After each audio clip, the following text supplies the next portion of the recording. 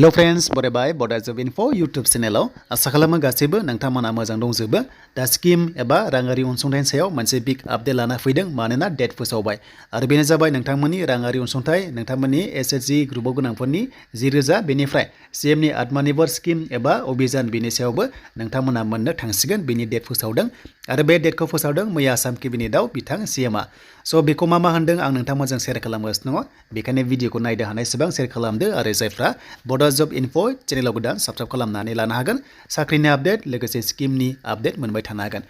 दा बे लाइमोनफोरनि राङारि अनसुंथाइ जायफ्रा ओरैनो बेकाराव दङ बिथांमोनखौहाय माखासे खामानि मावनो थाखाय सरकारा हेल्प खालामगोन एबा राङारि मदद होगोन होनना बुंदोंमोन बे जाबाय टारगेटआ 2 लाख लाइमोनफोरनो राङारि अनसुंथाइ होगोन सासेयाव मिनिमाम 2 लाखनिफ्राय 5 लाखसिम अके दा टटेल जोंहा रेजिस्टार खालामदोंमोन 2,29,145 अके एन्ड बेनि गेजेरावहाय फाइनाल साबमिट खालामनाया 1,04,090 दङ अब्ला नायदो नोंथांमोना जायफ्रा फाइनाल खालामदों नोंथांमोना मोननायनि चान्सआ दङ जास्ट नोंथांमोना कलखौ नेबानो जाबाय जेब्ला कल हरो अफिस लेभेलाव भेरिफिकेसन थाखाय एबा अरेल टेस्टनि थाखाय लिंहरबा नोंथांमोना थांनो हागोन देन बिग आपडेटआ बेनो 18 मार्चआव जायफ्रा डिप्ल'मा दङ 5 लाख मोननो गोनांफोरनिखौहाय रांखौहाय सोसिगोन फार्स्ट किस्तिखौ होनना बुंदों CMआ बेनो जाबाय 2,50,000खौहाय फार्स्ट किस्ति हिसाबै जायफ्रा डिप्ल'मा गोनां बिथांमोननिखौ सोग्रोगोन होनना बुंदों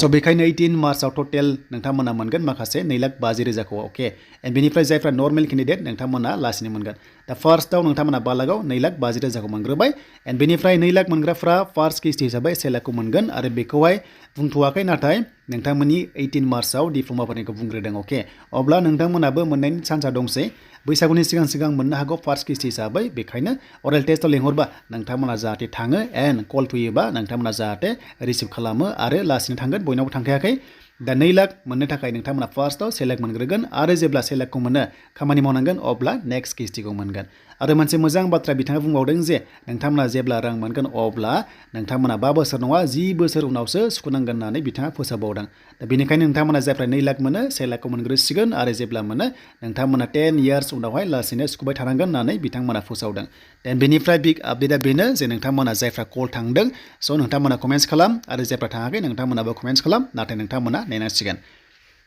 देन बेनिफ्राय फैबाय नोंथांमोननि ग्रुपनि मेम्बार्सफोरनि राङारि अनसुंथाइ बेनि फाइनाल फर्म साबमिट खालामनाय डेट फोसावबावदों बिथाङा बेनो जाबाय नोंथांमोना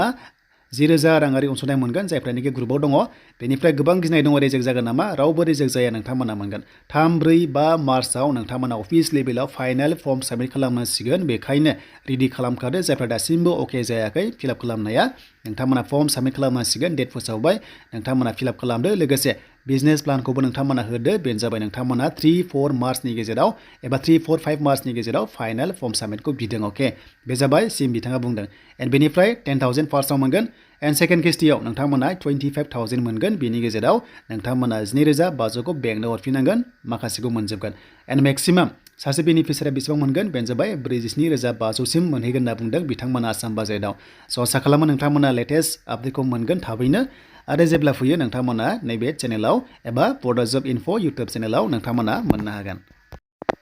आरो जायफ्रा जाय मख'नाय स्किमखौ मोनगोन अब्ला नेक्स्ट नोंथांमोना लेभेलाव ओरैबायदि मोनहैगोन PMनि मोनसे मुद्रा लन थायो एबा प्राइम मिनिस्टारनि बेखौबो 5 लाखसिम नोंथांमोना मोननायनि चान्सआ दङ जुदि नोंथाङा लेनदेना रेकर्डआ मोजां जायोब्ला लन लानानै टाइमाव सुख'योबा नोंथांमोना आरोबाव गिदिर एमाउन्टनि लनखौ मोनगोन होननानै बिथांमोना फोसावदों आसाम बाजेटआव दा जायखिजाया नोंथांमोना ग्रुपना 10,000 मोनग्रोगोन फार्स्टआव बेनिफ्राय किस्ति वाइसआवहाय नोंथांमोना मोनलांबाय थागोन एन्ड CMनि आत्मनिर्भर स्किमाबो नोंथांमोनाहाय 18 मार्चआव लेटेस्ट आपडेट मोनगोन आरो जेब्ला फैयो स' नोंथांमोना नैबे चेनेलावनो आपडेटखौ मोनगोन आरो मैया अरुण'दयनि जायफ्रा रां मोनाखैमोन मैया हाबबावबाय नोंथांमोना एकाउन्टआव चेक खालामदो नोंथांमोननि राङा मैया 14 फेब्रुवारियाव